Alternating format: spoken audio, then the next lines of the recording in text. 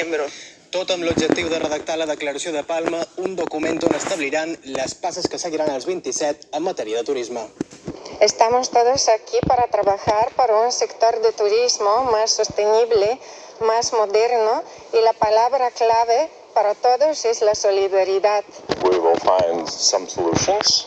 We will trade our experiences. Ascoltando anche i miei colleghi, possiamo sempre di più fare una squadra che deve essere vincente. També es comprometran a destinar un pressupost específic a polítiques turístiques per tal d'aconseguir un equilibri entre l'explotació de la indústria i els residents.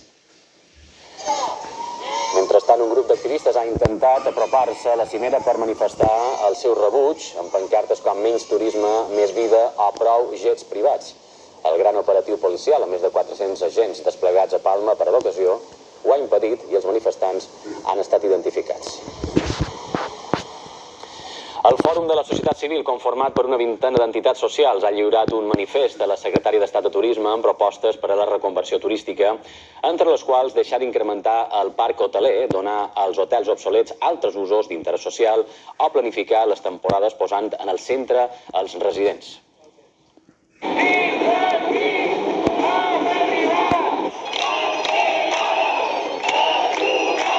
Amb proclames com aquestes, ja és ben hora d'aturar o fins aquí hem arribat, va transcórrer ahir vespre pels carrers de Palma la manifestació convocada amb motiu de la Cimera Europea de Ministres de Turisme.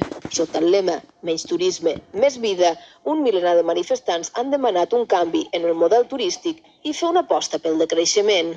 No és un problema de que no volem turisme, és un problema de que no volem aquest model, un model massificat, i que un turisme de qualitat no significa que vinguin els més rics, sinó que el turisme que vingui pugui venir a gaudir d'una Mallorca que, si no fem alguna cosa, desapareix com a tal i se converteix en un parc temàtic. Denuncien el que s'ha anomenat externalitats negatives del turisme, és a dir, aquells efectes més enllà dels comptes de beneficis de grans empreses o de les xifres grandiloqüents d'arribades, com l'augment del preu de lloguer, la gentrificació, la crisi climàtica, la precarietat laboral o una sensació més subjectiva de saturació. La cimera se celebra un 31 d'octubre, dia que tanca gran part de la planta hotelera. A Mallorca, un 60